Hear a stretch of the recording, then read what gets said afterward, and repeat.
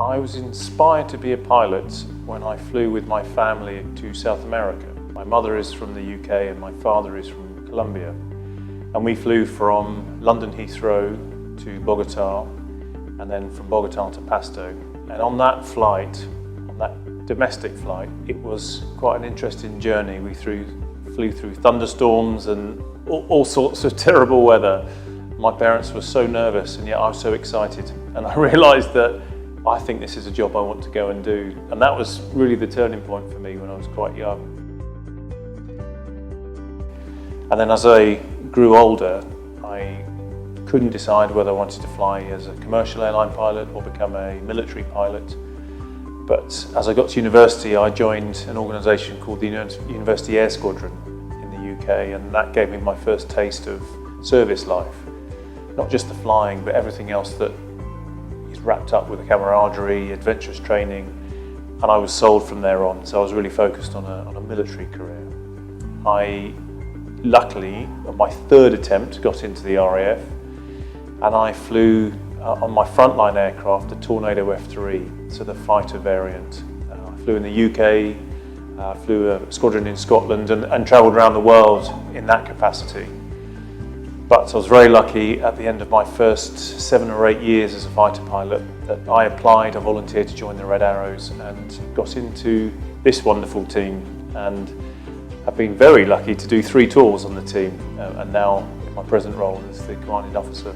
The Red Arrows fly the Hawk aircraft. The Hawk is produced by British Aerospace and is the most successful export training aircraft in the world. I used to be an instructor on the Hawk. I've been very privileged to teach UK, Indian, Saudi Arabian students that have come through to go into the fighter training world, and it's a perfect aircraft to teach the final stages of training as a fighter pilot before you get onto your frontline aircraft.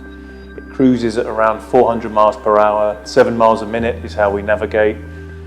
It's very manoeuvrable aircraft, but it's quite forgiving, which is good when you're learning how to fly a fast jet for the first time.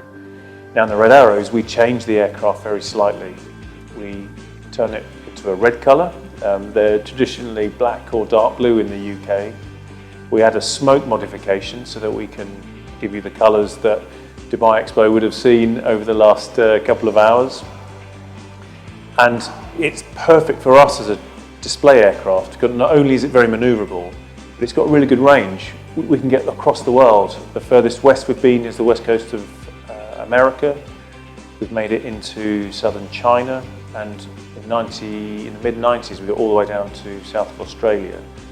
So it allows us to be a kind of global presence as a display team, and it's a wonderful aircraft to fly. Joining the Red Arrows is something that I hadn't focused on. I just wanted to become a frontline pilot, that was my ambition. But after my second tour on the Tornado, my boss actually suggested it was somewhere I should go.